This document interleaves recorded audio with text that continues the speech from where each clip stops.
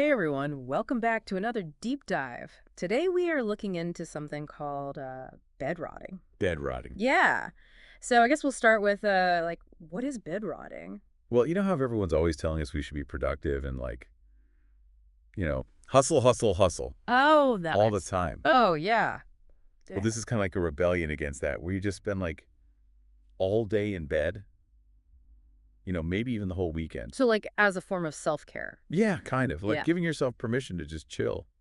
I mean, that sounds pretty tempting. Like I could get behind that. Right. And some people say it can really help them focus mentally. Like Yeah. they actually feel more rejuvenated after a good bed rotting session. But isn't that kind of counterintuitive? I mean, if we're spending so much time in bed, shouldn't we be getting better sleep anyway? Well, that's the question we're going to try to answer today.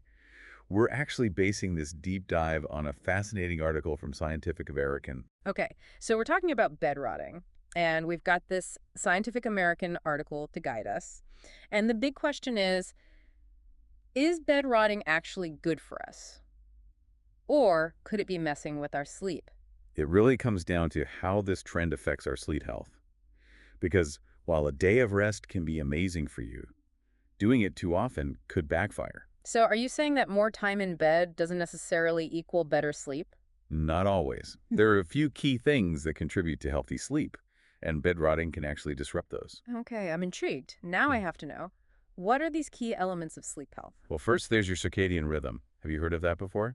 Vaguely. I know it has something to do with like our internal body clock. Exactly. It's basically your body's natural 24-hour cycle of sleep and wakefulness. It's regulated by light and darkness and tells your body when it's time to wind down and wake up. Oh, okay. So like when it starts getting dark and I start feeling sleepy, that's my circadian rhythm. Exactly. And one of the things that can really throw your circadian rhythm off is staying in bed all day because you're missing out on that crucial morning light. Oh, right, because light actually helps us wake up. Yeah. And the absence of light is what triggers the production of melatonin, which is the hormone that helps you fall asleep. So if you're not getting enough light during the day, your body might delay melatonin production and your whole sleep-wake cycle gets shifted. So you're telling me that staying in bed could make it harder to fall asleep later on? That just seems crazy to me. It's a common misconception. And there's another piece to this puzzle too. It's called sleep drive. Sleep drive. That sounds intense. What is that? It's basically your body's natural need for sleep, and it builds up throughout the day. The more active you are, the stronger your sleep drive becomes. So that's why I feel so exhausted after a long day of work. Exactly. You've built up a ton of sleep drive. But if Okay. you're spending all day in bed inactive, that sleep drive doesn't get a chance to build. So you end up feeling less tired at night. Okay, so we've got the circadian rhythm and sleep drive. What's the third element? The third one is sleep cues. Sleep cues. Yeah, they're basically the mental associations your brain makes with sleep. It could be your bed, the time of day, certain scents, anything that helps your brain recognize that it's time to wind down. Well, a bedtime routine. Exactly. But here's the thing. When you spend all day in bed doing things other than sleeping, working, watching TV, scrolling on your phone, you're actually weakening those sleep cues. Because your brain starts to associate the bed with being awake. Exactly. And that makes it harder to fall asleep when you actually want to. Wow. Okay. So bed rotting can mess with our internal clock, our sleep drive, and CD, our mental associations with sleep. No wonder it can cause problems. Yeah, it's definitely something to be mindful of. Okay, so we know the bed rotting can mess with our sleep, Mhm. but is it like a big deal? Are we talking long-term problems here? Well, the article mentions some things that can pop up if you're bed rotting frequently or for like long stretches. Yeah. You might end up feeling more fatigued Yeah. and your sleep schedule could get totally out of whack. Yeah, that makes sense. I mean, if you're always tired and your sleep is messed up, it's going to affect everything else. Right. And it's not just the physical stuff. Hmm. There's also a connection between sleep and mental health, which bed rotting can impact too. Oh, that's interesting. Can you talk more about that? Because I know sleep is important for mental health, but I don't really get how it all works. So basically, when we sleep, our brains are working hard to clear out toxins and process emotions. But when we don't get enough sleep, which can happen with all that bed rotting, Hmm. this process gets disrupted. So it's like our brains need that time to recharge and reset. Exactly. And there are certain neurochemicals that play a role here, like serotonin and dopamine. These are involved in regulating our mood. So when we're sleep deprived, the production and balance of these chemicals can get thrown off. And that can lead to like anxiety or feeling irritable. Yeah. And it can even make depression symptoms worse.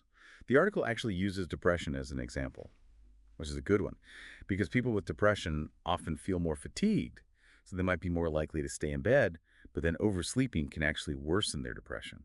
So it becomes this vicious cycle. That makes a lot of sense. So if bed rotting can make these mental health conditions worse, how do we know if it's actually helping us recharge or if it's just a way to avoid dealing with stuff? Like sometimes I just want to stay in bed all day, but it's really because I'm stressed out and don't want to face the world. That's a great point. And Yeah. it's something the article brings up too. You really have to ask yourself why you feel the need to bed rot. Is it because you're truly exhausted and need a break?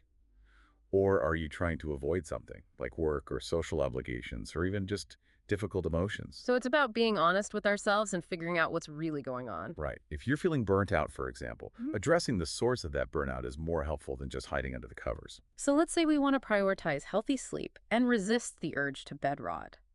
What are some things we can do to improve our sleep habits? Well, one important thing is to wake up early in your sleep-wake cycle.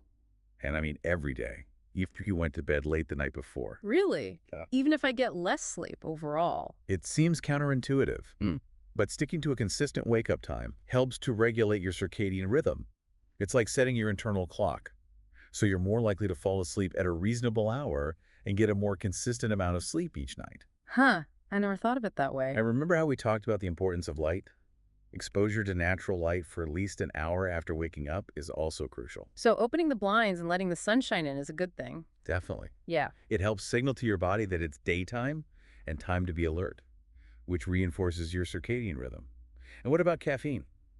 I'm a big coffee drinker. Well, if you enjoy your coffee, try to have it within a few hours of waking up. That way it won't interfere with your sleep later on. Yeah. I'm definitely guilty of having that afternoon coffee that keeps me up all night. It happens to the best of us. But little changes like that can make a big difference. And if you find yourself getting sleepy during the day, a short power nap can be helpful. Okay, so short naps are good. But all-day bed rotting sessions, not so much. Exactly. It's all about balance. But what about those times when you just need a break and you don't want to mess up your sleep? Yeah. Like sometimes I just want to check out for a bit, but I know bed rotting isn't the answer. But the article suggests spending some aimless time outdoors. Just like Yeah. disconnecting and recharging in nature. That sounds so much better than scrolling through my phone in bed. And being outdoors exposes you to natural light, remember? Which is great for your sleep-wake cycle. It always comes back to the circadian rhythm. Mhm. So what's the big takeaway for our listeners? I think the main message is that bed rotting can be tempting, but it's important to be aware of how it can affect your sleep. It's about finding that sweet spot between relaxation and healthy sleep habits. Because sometimes the best way to feel refreshed is to actually get out of bed and do something. I like that. Getting out there and actually doing something Yeah. instead of just hiding away. Right. It's about finding those things that energize you, that make you feel good, both mentally and physically. So as we're wrapping up this deep dive into bed rotting, here's something for our listeners to think about. Does bed rotting actually leave you feeling refreshed, like truly recharged? Or is it more about escaping from other things, like stress or responsibilities, or even just being bored? That's a really good question to consider. If it's more about escape than actual restoration, maybe it's time to think about different ways to deal with stress and find some balance in your life. So what are some alternatives to bed rotting? What else can we do when we need a break? Well, there are tons of options. Think about what brings you joy and gives you energy. Maybe it's spending time in nature, or connecting with friends and family, or picking up a hobby, or even just tackling a project you've been putting off. So instead of just trying to escape, we can actively choose how we spend our time, even our downtime. Exactly. Yeah. It's about being proactive and finding those things that fill you up, that make you feel good. All right. So the bottom line here is that bed rotting isn't necessarily good or bad. It's about understanding how it affects you and making choices that work for you. And sometimes, the best way to feel truly rested and energized is to get out of bed and embrace the day.